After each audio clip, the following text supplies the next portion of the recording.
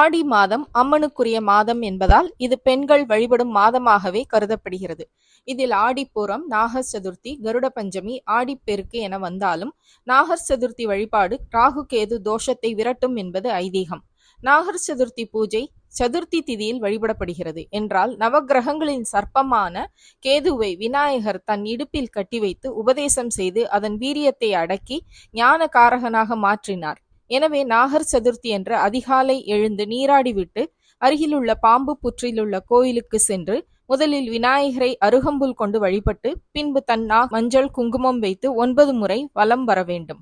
நாகர் சதுர்த்தி நாளை 28ஆம் தேதி அதிகாலை 12:44 மணி முதல் மறுநாள் 29ஆம் தேதி அதிகாலை 11:22 வரை. எனவே நாகர் சதுர்த்தி வழிபாடு ராகு கேது பகவானுக்குரிய வழிபாடு என்பதால் ராகு காலத்தில் வழிபடுவது மிகவும் நல்லது.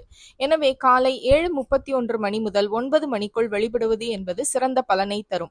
மேலும் ராகு கேது தோஷத்தால் ஏற்படும் திருமண தடை, குழந்தை பாக்கியம், தொழிலில் நஷ்டம் போன்றவை நீங்கி பணவரவு மிகவும் நன்றாக இருக்கும். கேது ஞானக்காரகர் என்பதால் கல்விக்குரிய தடைகளும் விலகும் என்பது ஐதீகம். இது போன்ற ஆன்மீக செய்திகளுக்கு பத்மம் யூடியூப் சேனலை சப்ஸ்கிரைப் பண்ணுங்க, லைக் பண்ணுங்க, ஷேர் பண்ணுங்க, கமெண்ட் பண்ணுங்க. நன்றி, வணக்கம்.